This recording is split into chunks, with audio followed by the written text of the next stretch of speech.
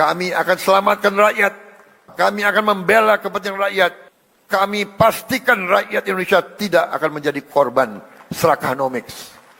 Korban mereka-mereka yang mengejar keuntungan sebesar-besarnya. Menipu dan mengorbankan rakyat Indonesia.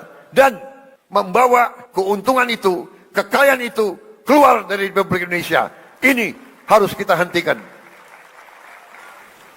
Selama saya menjabat Presiden Republik Indonesia, jangan pernah anggap yang besar dan yang kaya bisa bertindak seenaknya.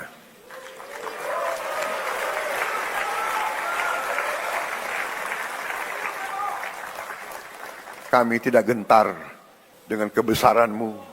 Kami tidak gentar dengan kekayaanmu. Karena kekayaanmu berasal dari rakyat Indonesia.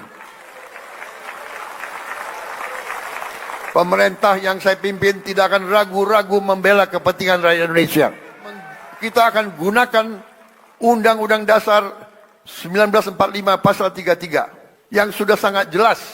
Cabang-cabang produksi yang penting bagi negara dan yang menguasai hajat hidup rakyat dikuasai oleh negara. Ini warisan Bung Karno, ini warisan Bung Hatta, ini warisan Bung Syahrir.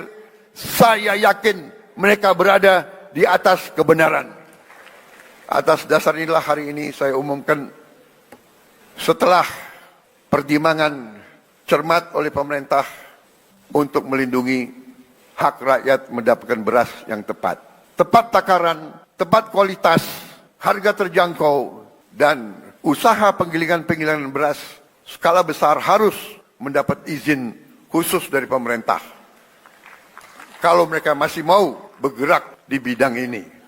Kalau tidak, yang besar silahkanlah pindah ke bidang lain. Jangan main di atas kebutuhan dasar rakyat Indonesia.